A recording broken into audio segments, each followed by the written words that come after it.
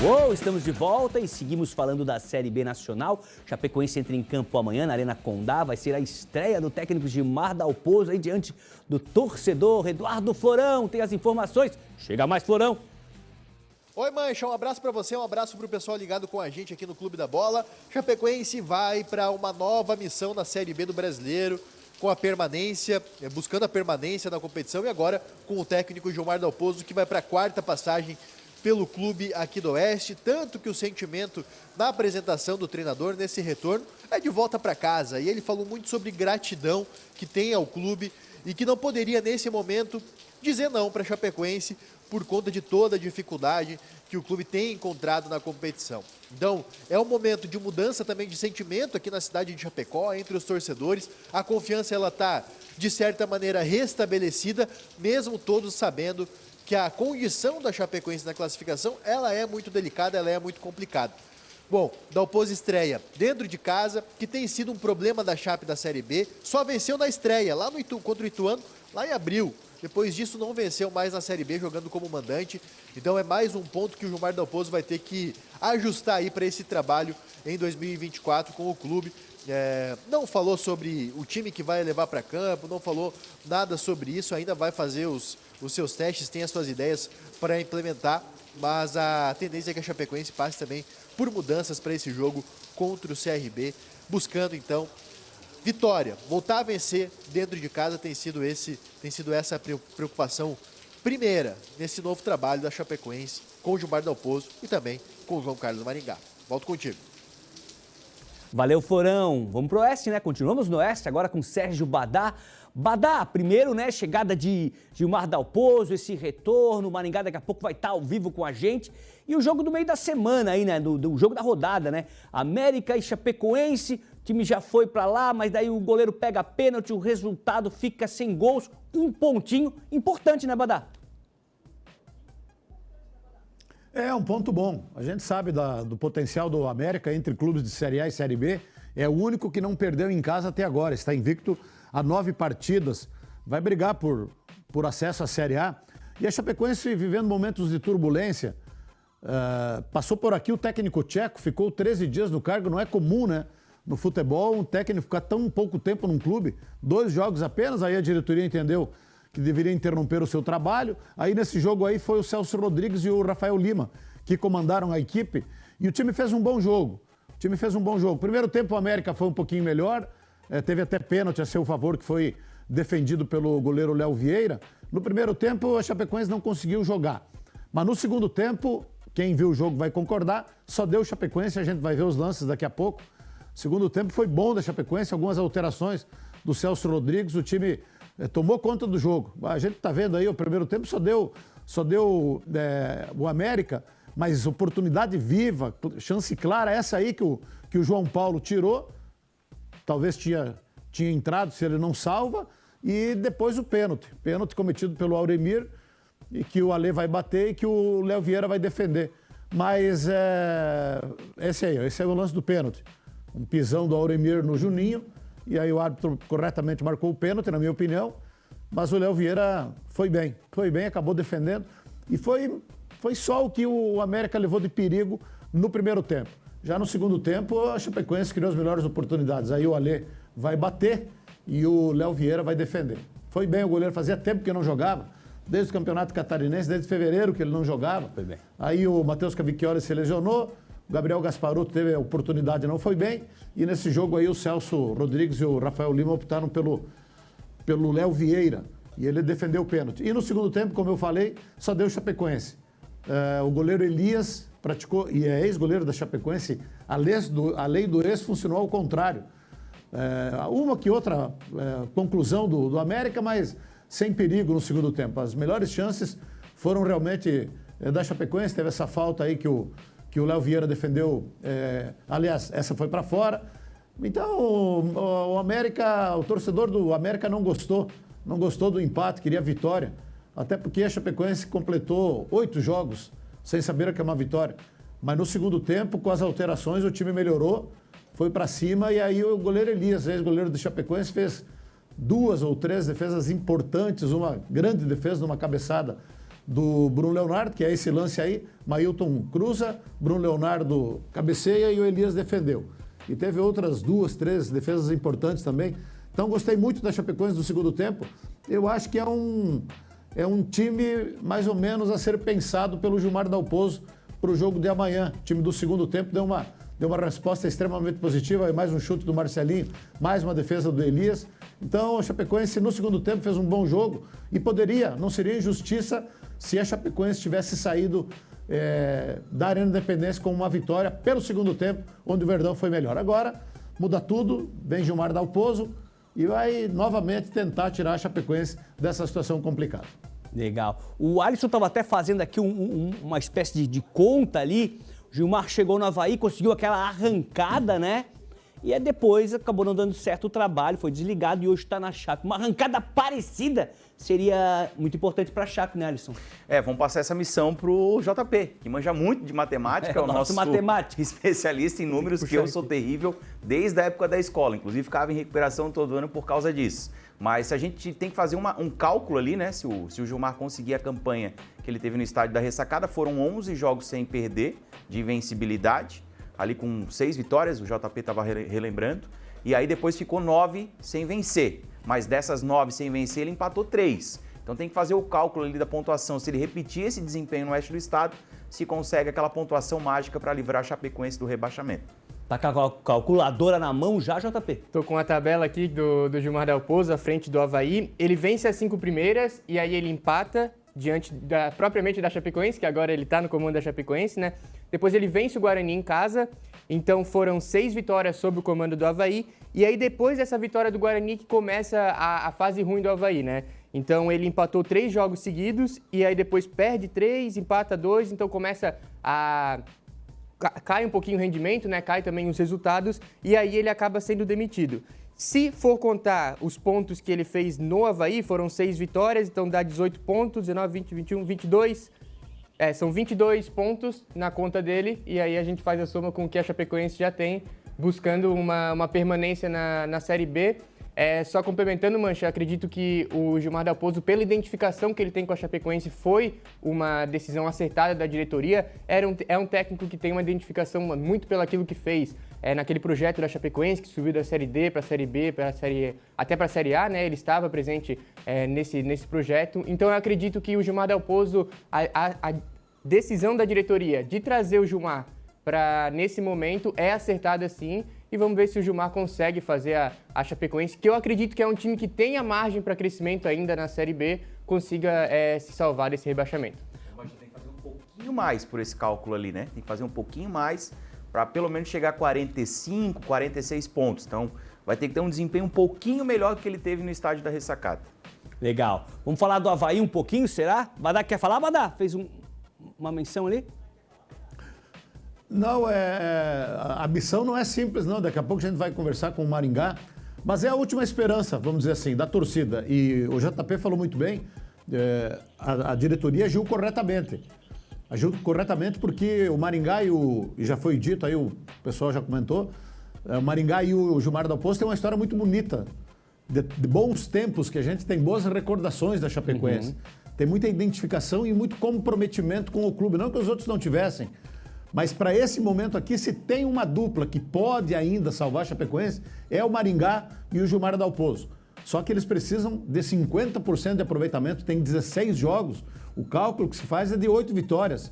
Então é 50% de aproveitamento. Até agora a Chapecoense venceu 4 partidas no campeonato e daqui para frente vai precisar de 8. Então vejo que a missão deles não é tão simples assim. Mas são os únicos, na minha opinião, que podem ainda tirar a Chapecoense dessa situação. Legal. Ó, tem gente mandando mensagem. Eu falei de uma mensagem no outro bloco do torcedor do Ercílio Luz. Agora pintou o nomezinho dele que era o William que mandou essa mensagem pra gente. Ó, boa tarde aqui de Rio do Sul na torcida pelo Santa Catarina, na Série A, Dali Criciúma. Abração pra vocês. Parabéns pelo trabalho e manda abração pro programa Mesa Quadrada News de Rio do Sul. Um abração pra galera aí do Mesa Quadrada. Foi o Márcio. Boa tarde, na audiência aqui na torcida pela classificação do glorioso do Estreito, Figueira. Mensagem do Ferreira, lá do Abraão, bairro Abraão. E boa tarde, Mancha e os demais. O Criciúma vai ganhar do Grêmio e vai para a Sul-Americana em 2025. Renilton Coelho, que sempre participa aqui com a gente do Clube da Bola, está esperançoso aí de uma vitória amanhã e também de uma classificação para a Sul-Americana. Falar do Avaí, o novo técnico Anderson Moreira falou sobre os primeiros jogos no comando do Leão e a confusão que rolou no aquecimento do jogo contra o Paysandu. Fala, professor. Assim, terceiro jogo nós ganhamos de 1-0, mas eu acho que cada um tem uma história um pouquinho diferente. Acho que a produtividade nossa no primeiro jogo, não ofensiva, não foi talvez tão grande. Acho que o jogo contra o Santos, a gente sofreu em determinado momento, mas a gente produziu bem, criou boas oportunidades. Poderia ter ganho o jogo até de 2-0, poderia ter sofrido empate. Foi um jogo assim, muito bem jogado. Agora hoje, mais do que os dois, eu acho que a gente produziu muito, entendeu? Tivemos boas oportunidades. O Diogo fez pelo menos uma ou duas ótimas defesas. E acho que a gente teve um volume de jogo muito interessante. Diferente, talvez, né, do primeiro jogo em casa. Olha, a questão dessa confusão pode ser até culpa minha, entendeu?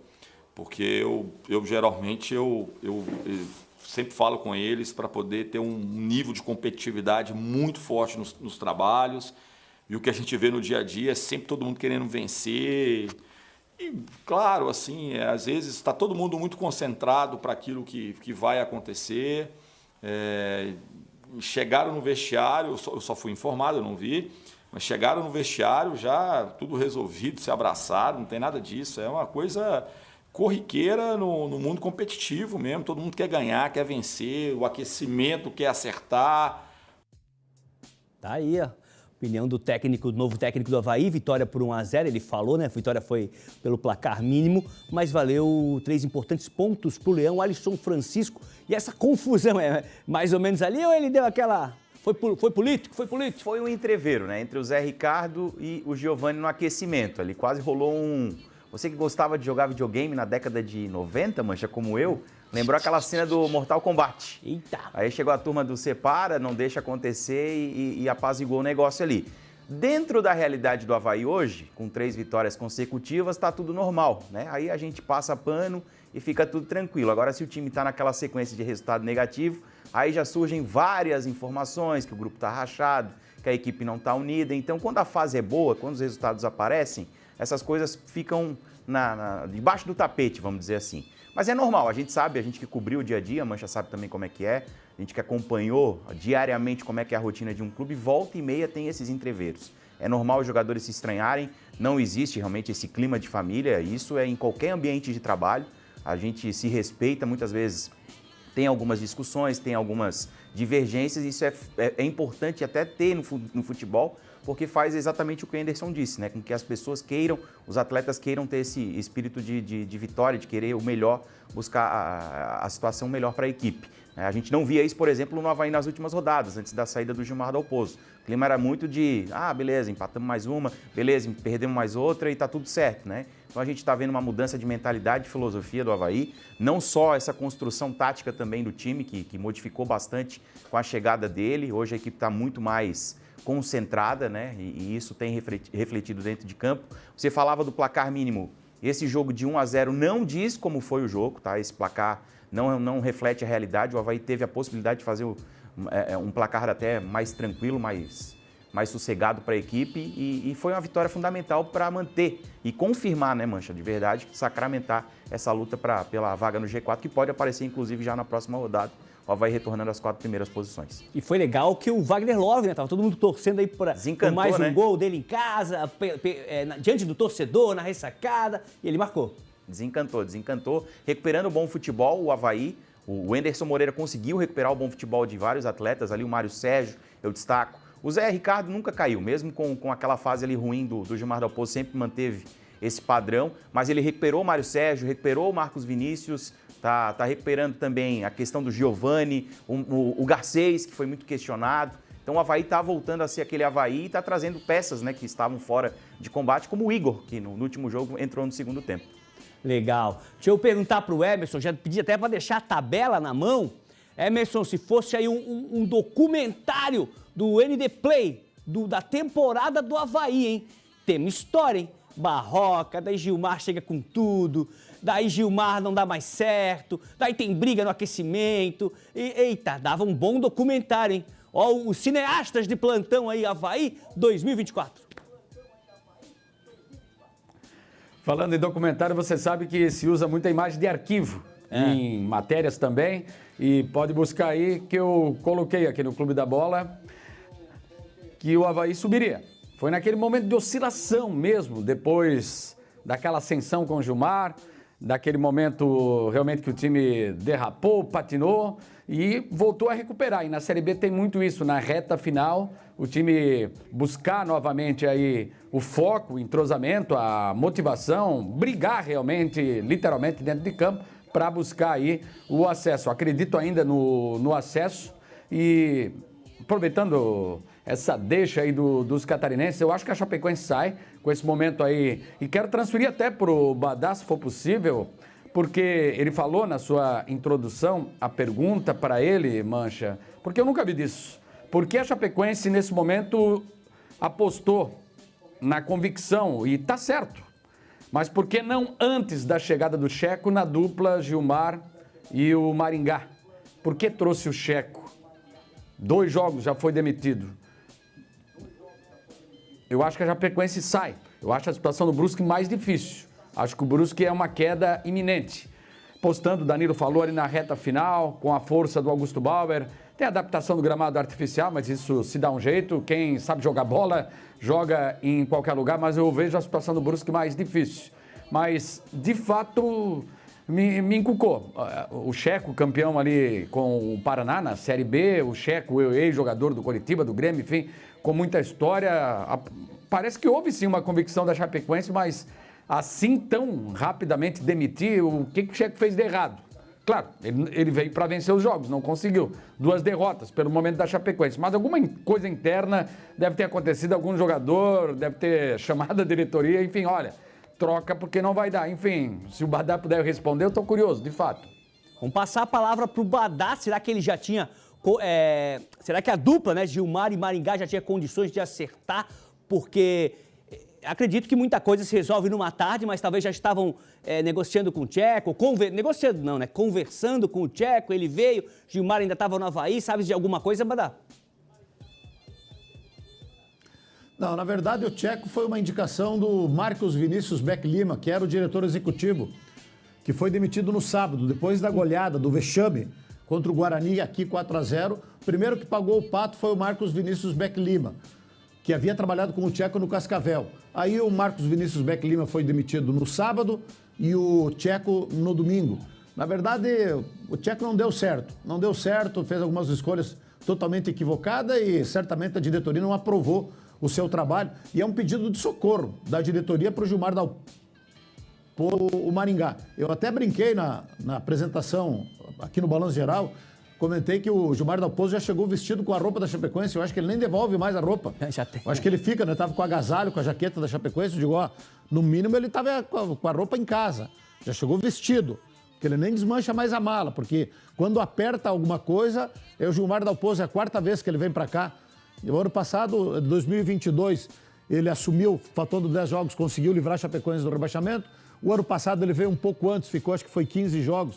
Também não deu muita liga, saiu. E agora vem numa missão aí muito complicada de evitar o rebaixamento da Chapecoense. Tem 16 jogos pela frente. Legal, Badá. Deixa eu ler uma mensagem aqui da torcida Elas, torcida do Figueirense. Mancha, por gentileza, meu querido. Fala sobre a mudança de data da Figueira Run. Acho que é uma corrida do Figueira, é isso? Deve ser isso, né? Era dia 15 de setembro, foi transferida para 8 de dezembro. Boa tarde, meninos. Hoje vamos vencer e torcer para que os astros conspirem ao nosso favor. Ai. Não sei não, a matemática é complicadíssima. Tivemos convocação do técnico Dorival Júnior, temos de volta as eliminatórias, né? E a gente preparou uma arte, é isso? Coloca na tela aí pra gente ter que botar na tela grandona lá. Então o tio não consegue ler, né? Goleiros, Alisson, Bento e Ederson. Os defensores, o Beraldo aparecendo do Paris, Éder Militão, o Gabriel Magalhães, ex-Avaí, Marquinhos, também do Paris, Danilo, Ian Couto, Guilherme Arana e o Wendel. Meio-campistas, Rodrigo, que também é conhecido como Rodrigo, Bruno Guimarães, João Gomes, Lucas Paquetá, tá naquele rolo ainda, o André e o Gerson, dois cariocas ali. O atacantes, Hendrick, Savinho, Vini Júnior, Estevão, Luiz Henrique, o Estevão do Palmeiras, o Luiz Henrique do Botafogo e o Pedro do Flamengo. Me parece, começar até com o Alisson aqui, esse pequeno giro aí da seleção, que ele apostou um pouquinho mais nos jogadores que atuam no Brasil. Cara, eu achei demais isso daí, tá? O Luiz Estevão tá vivendo uma ótima fase com a camisa do Palmeiras. O Luiz Henrique também tá jogando muita bola. O Estevão tá jogando muita bola com a camisa do Palmeiras e o Luiz Henrique com a camisa do Botafogo. E eu sou da opinião, Mancha, que jogador de seleção brasileira é quem vive o melhor momento. Não tem aquela história de panelinha.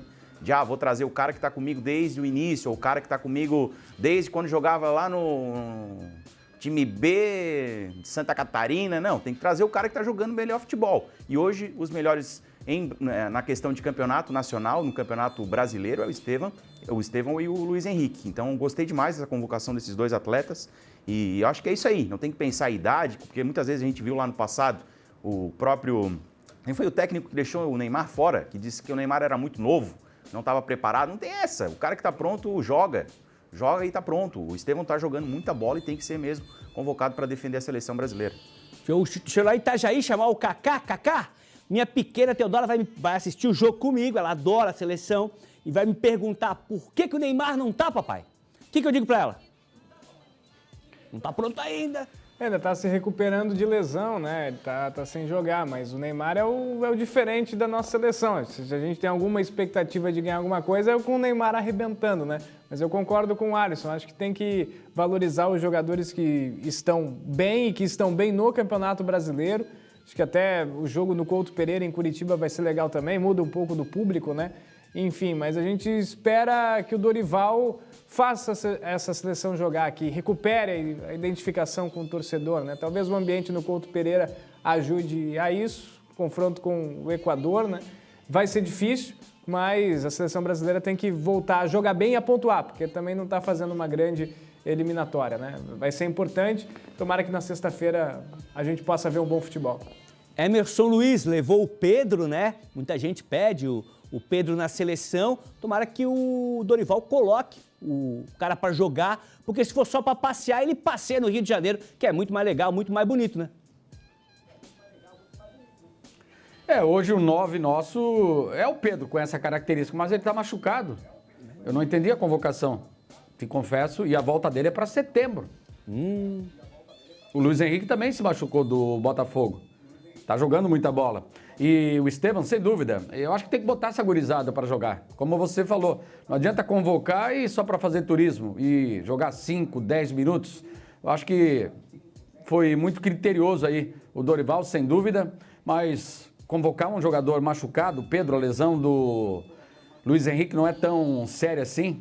E o Neymar, para mim, o meu ponto de vista, o Neymar eu acho que não tá mais afim. O Neymar eu acho que largou, sempre foi um cara diferente, mas...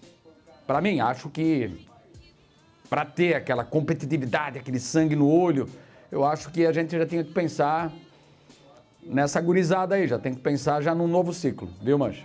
Legal.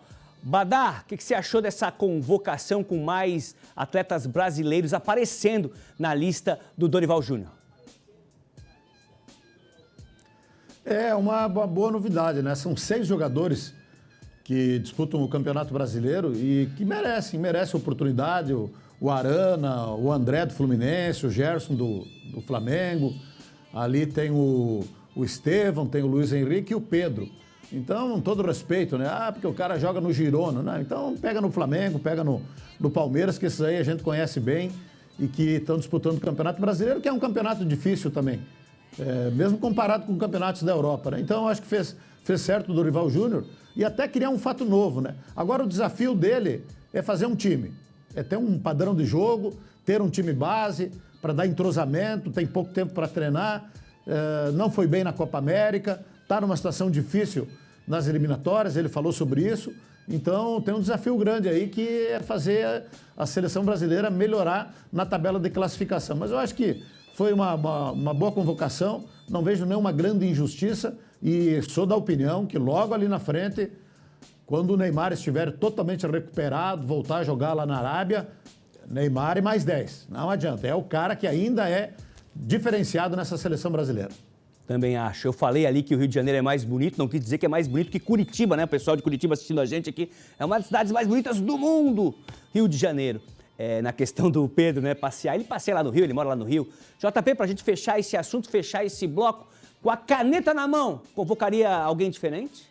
Eu acho que o Matheus Pereira do Cruzeiro, como o Dorival olhou muito para o Brasil, né? Levou ali tanto o Luiz Henrique quanto o Gerson. O Gerson está jogando muito bem no Flamengo também. É um meio-campista que pode fazer todas as funções ali do meio. Ele é muito versátil, né? Levou também Luiz Henrique, Estevão aparecendo na seleção também. É um grande expoente do futebol brasileiro. Mas, na minha opinião, eu acho que o Matheus Pereira tem vaga nessa seleção. É um jogador, é um meia de ligação que nenhum jogador ali do meio de campo do Brasil hoje tem essa característica como principal. Então, o Matheus Pereira está jogando muito bem o Campeonato Brasileiro, é um dos destaques do Campeonato Brasileiro, se não o principal.